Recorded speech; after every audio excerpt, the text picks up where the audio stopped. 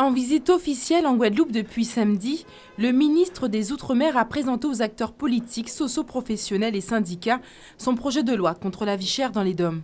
Son objectif, les convaincre que cette loi permettra de diminuer le coût de la vie dans les Outre-mer en s'attaquant aux situations de monopole, notamment dans la grande distribution.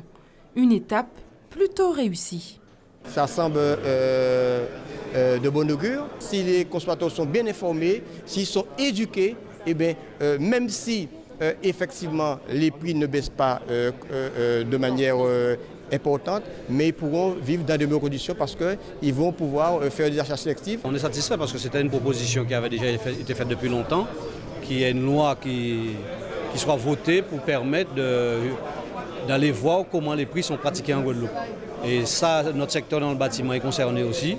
Donc ça permettra d'aller voir au niveau des matériaux de construction comment ces prix sont pratiqués sur le marché guadeloupéen. Bien que certains émettent des réserves.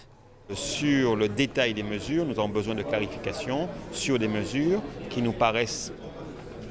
peuvent paraître contre-productives pour l'objectif à atteindre. Notamment, on veut une clarification sur la mesure d'injonction structurelle qui aujourd'hui semble sanctionner la position de leader sur un marché. Je veux dire par là, avant l'injonction structurelle, sanctionnait l'abus de position dominante, l'abus de situation dominante. Dans le texte, on a l'impression que l'injonction structurelle va sanctionner la simple position dominante. Autre volet de cette journée, la réunion avec les syndicats.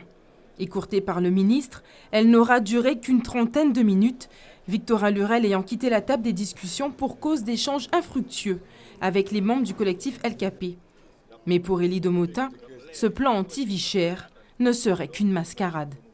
Il y a un certain nombre de dispositions qu'il prend dans ça, qu'il a fait croire que c'est nouveau. Par exemple, la possibilité qu'il force les grandes entreprises de céder des surfaces commerciales.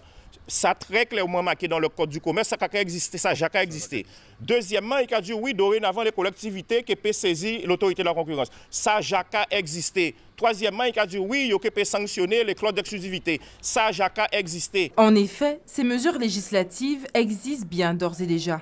La vraie question est de savoir si la loi de Victorin Lurel renforcera l'existant et dans quelle mesure. Impossible d'en connaître les détails à ce stade, le projet de loi contre la vie chère étant à l'étape de consultation. Au cœur de cette réunion, un autre dossier brûlant était à l'ordre du jour, celui du coût de l'essence. Concernant les carburants, comment se fait-il qu'en France, nous avons baisse des prix de carburant et nous, la baisse qu'a traduit par une hausse. Alors là, ils méritent un prix Nobel de mathématiques puisqu'il fait moins 6, fait en augmentation de 2 centimes. C'est extraordinaire. C'est le mépris le plus total. Alors que lui-même reconnaît qu'en Guadeloupe, c'est une des marges abusives de la SARA qui a varié entre 8 et 15%. Et à cela, le ministre répond. Je le dis, Victorin Lurel, ministre et hier président de région. Je le dis très clairement. Donc je n'ai pas attendu que des gens viennent me donner des leçons sur la base de rumeurs et de subjectivité. Les marges nous paraissent trop importantes dans un secteur à monopole. Et je répète que je n'ai attendu personne pour dire qu'on va modifier le décret. Et tous les lobbies se déchaînent déjà. Bon, très bien. Est-ce que la volonté politique sera suffisante pour porter l'affaire jusqu'au bout? Effectivement, si on n'est pas soutenu, et si la pédagogie n'est pas faite, y compris par l'univers de la communication, eh bien oui, on ne va jamais arriver à convaincre. Et du soutien, Victorin Lurel devrait en avoir, notamment du gouvernement, qui se passerait également de l'échec de cette loi au Parlement.